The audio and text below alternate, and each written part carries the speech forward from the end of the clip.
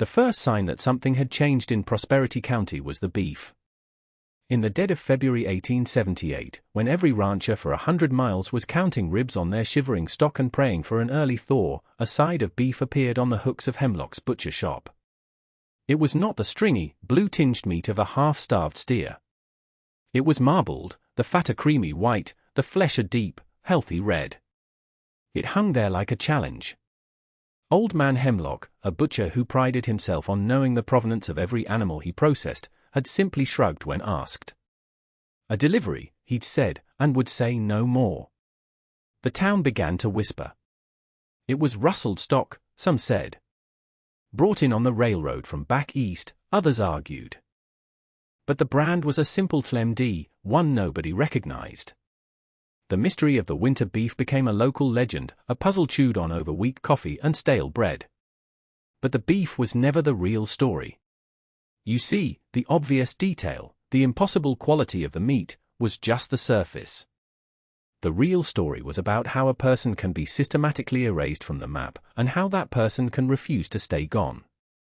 To understand the beef and the woman who raised it, you have to go back 5 years, to the Panic of 1873, and the day Martha Dunn lost everything.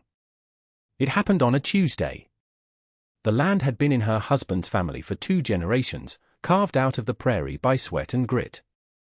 When he died of a fever the year prior, he left Martha, a stout woman with capable hands and a quiet disposition, with 40 acres of good pasture, a small but sturdy house, and a debt to the Prosperity Bank and Trust. The debt was manageable. Or it had been. But the panic had tightened credit across the country, and men like Mr. Alastair Sterling, the bank's president, saw opportunity in others' misfortune. He arrived in a polished buggy, accompanied by Sheriff Riggs, a man whose loyalty was determined by the weight of the coin offered, not the seal on a charter. They didn't storm the porch.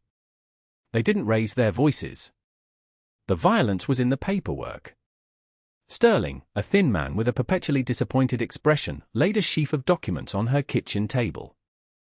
"The board has reviewed your account, Mrs. Dunn," he began, his tone falsely sympathetic. "In light of your husband's passing and the unproductive state of the ranch this past year, we've been forced to invoke Clause 17B. The note is due in full." Immediately Martha, standing there in her worn beige prairie dress, her substantial frame filling the space between the stove and the table, stared at the paper. "Unproductive? We brought in 20 head last fall.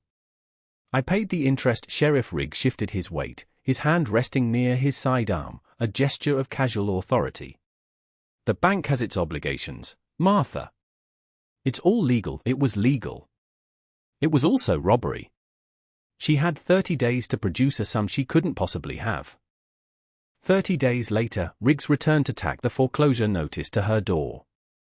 The gossip chorus began its work then, too. "A woman alone can't run a ranch," sighed Mrs. Gable at the general store. "It was bound to happen," nodded another. They watched as she packed a small wooden cart with a pickaxe, a shovel, a heavy iron pot, 2 blankets, and a sack of flour. She hitched herself to the cart like an ox and began to walk. She did not head east toward the railroad, or south toward the more settled territories. She headed west, straight for the Blackjaw Peaks, a granite spine of land so hostile and barren it was said the devil wouldn't claim it for taxes. As she left the last dusty street of Prosperity behind, a scruffy, black and tan dog with one floppy ear fell into step behind her. She didn't beckon it. She didn't shoo it away. It simply followed, a silent witness to her erasure. That, as it turned out, was their mistake. They thought they had taken everything. They were wrong. They had left her with her grief, her strength, and one other thing, her great-grandmother's journal. The journal was not a diary of feelings or social calls. Bound in cracked leather and filled with dense, spidery script, it was a manual for survival. Her great-grandmother, a woman from the limestone cave country of the Old World, had documented a life lived as much below ground as above it. The book was a treatise on geology, on subterranean hydrology, on the cultivation of cave-dwelling fungi and the raising of livestock in the dark. It spoke of sunken pastures and stone corrals to the bankers and sheriffs of the sun-drenched plains. It would have been worthless folklore. To Martha Dunn, heading into the barren peaks with nothing but a cart of tools. It was a blueprint. For weeks, she walked the foothills of the Black Jaws, the dog she'd named trotting tirelessly at her side. She wasn't looking for a valley. She was looking for a flaw. A crack. A sign of collapse. She found it in a box canyon choked with scree and ancient rockfalls. A faint wisp of steam, almost invisible in the dry air, curled up from a fissure between two massive boulders. It smelled of sulfur and warm, wet earth. The journal had described this, the breath of a warm spring, a sign of life deep within the rock.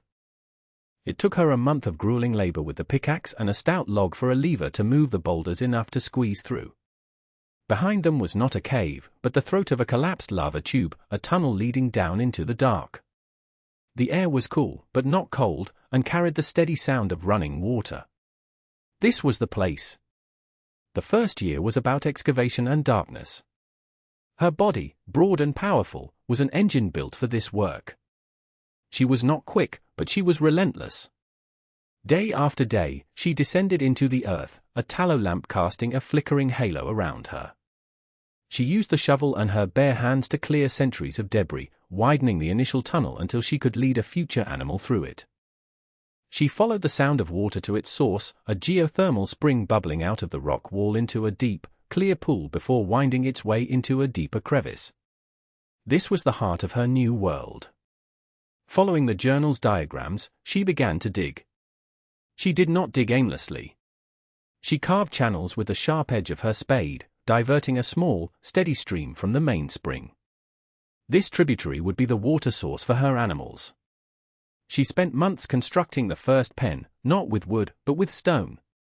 She cleared a wide, high-ceilinged cavern adjacent to the spring, and using the rock she'd excavated, she dry-stacked a thick, high wall, creating an enclosure 50 feet square.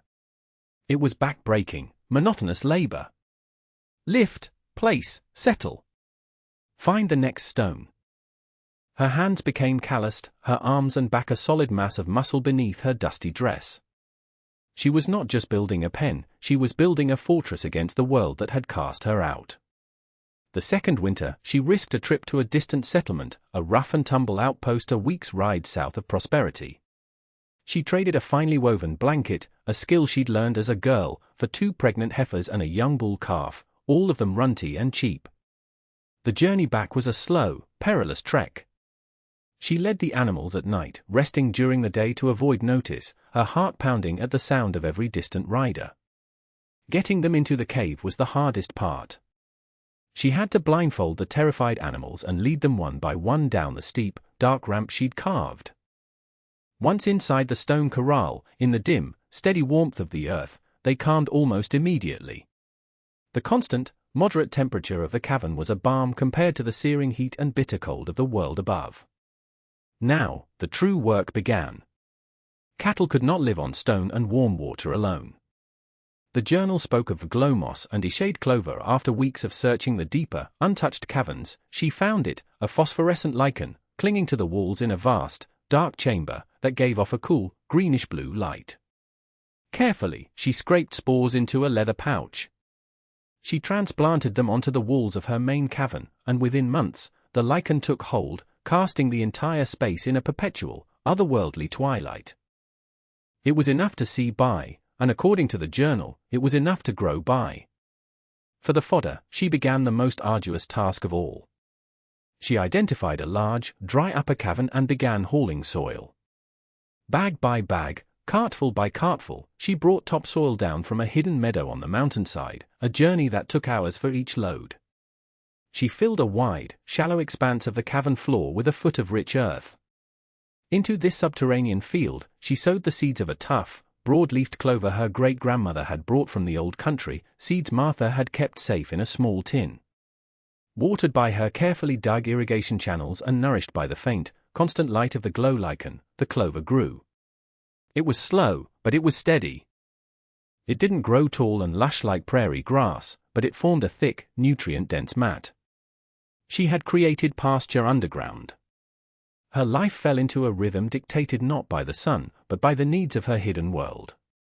She milked the cows, turning the excess into hard cheeses she stored in a cold, dry fissure. The calves were born, healthy and strong. She expanded her network of stone corrals, digging new channels, cultivating more lichen, planting more clover. She was not a rancher. She was a geologist, a hydrologist, an engineer, a farmer. She was the creator and caretaker of a world beholden to no season. For 5 years, Martha Dunn was a ghost. The world above forgot her. The ranch she had lost was bought by a speculator from the east, who promptly went bust in the continuing financial slump. Sheriff Riggs grew fat and complacent. Mr. Sterling's bank foreclosed on half the county, his wealth built on a pyramid of legally sanctioned misery. In the winter of 1878, Martha decided it was time. Her herd, descended from those first 3 runts, was now 30 strong. They were magnificent animals, sleek and heavy, having known no hunger, no thirst, no blizzard, no scorching sun. They lived in a world of permanent spring. She slaughtered 2 of the finest steers, butchered them with a practiced hand in a cavern designated for the purpose, and loaded the sides onto a sturdy new cart her own bull now pulled. She walked back into prosperity looking much the same, a large woman in a simple dress, but the set of her jaw was different. The quiet in her eyes was no longer that of a victim, but of a monarch surveying a foreign land. The appearance of her beef at Hemlock's butcher shop sent a ripple of disbelief through the town. It was the beginning of the gossip chorus. "She's got a hideout in the peaks, rustling cattle from the northern range," insisted Orrin Taft, a wiry, hard-bitten rancher who'd lost more than a few head to predators and weather. "That's not rancher's work," declared another at the saloon. "She must have a man, or a whole gang, holed up with her." "No woman could do that alone," and Mrs. Gable, ever the font of speculation, whispered, "They say she found a lost Spanish gold mine and is buying prime stock, feeding them on secret grain." The theories were wild, tinged with suspicion and a deep-seated refusal to believe what was in front of them. Martha ignored them all. Every few months, she would reappear with another delivery, take her payment in coin and supplies from a tight-lipped Mr. Hemlock, and vanish back into the mountains. She never spoke of where she went. She never corrected their assumptions. She simply let her work speak for itself, a language of marbled fat and healthy flesh that none of them could truly comprehend.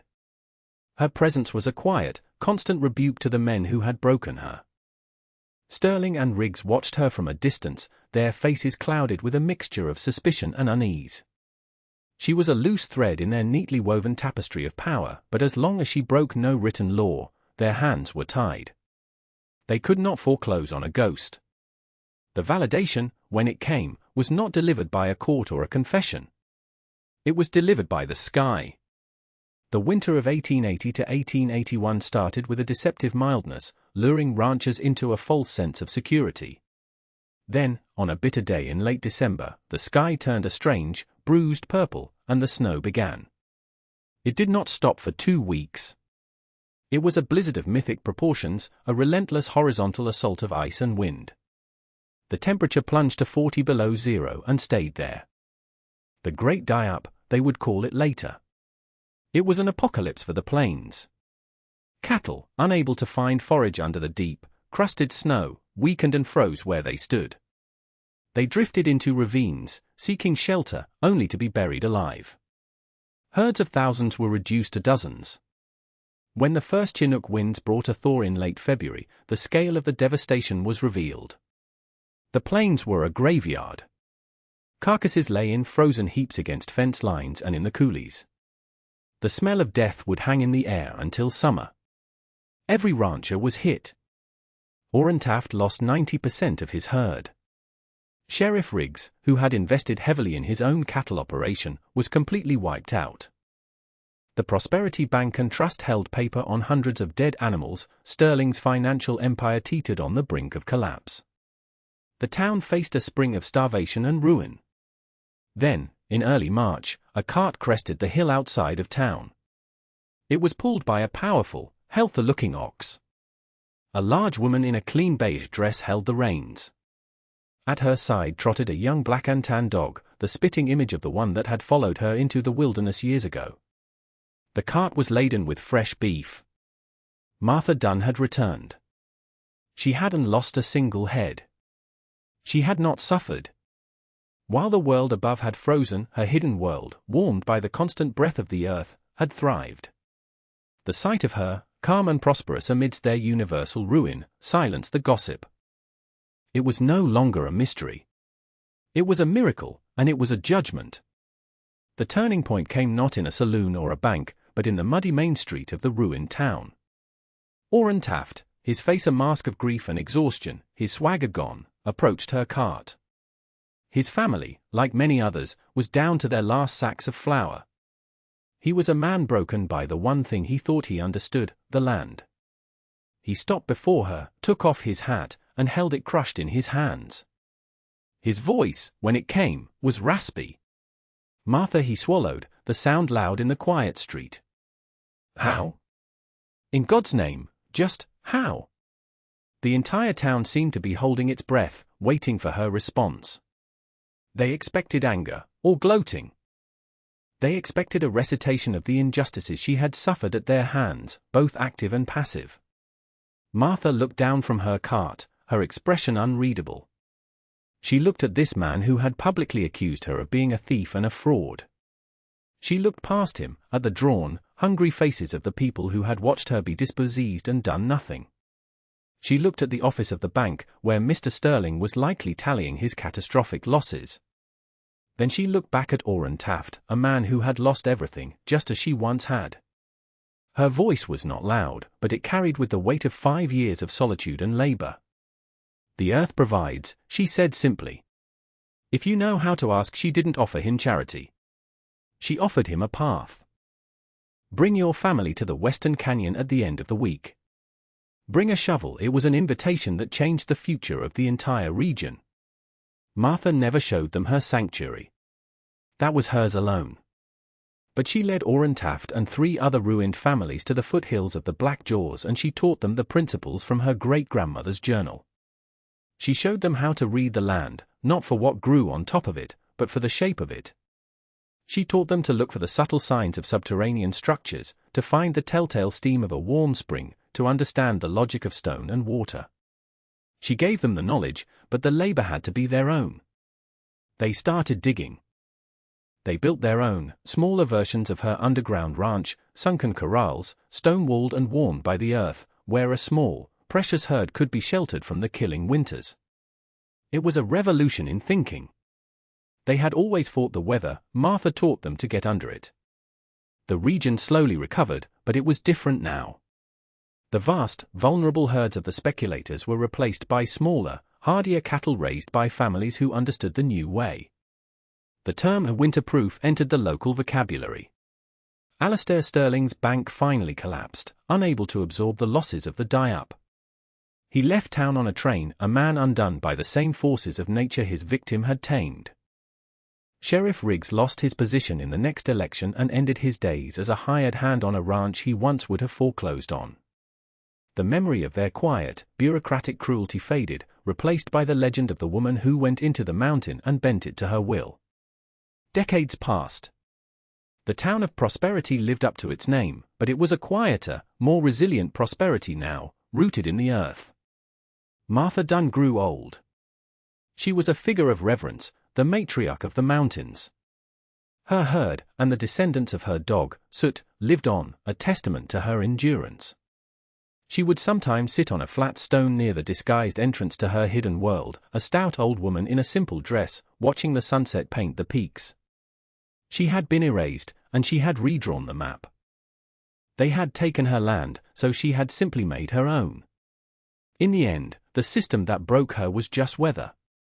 And she had built a world with no weather at all. The quiet hum of life, underground.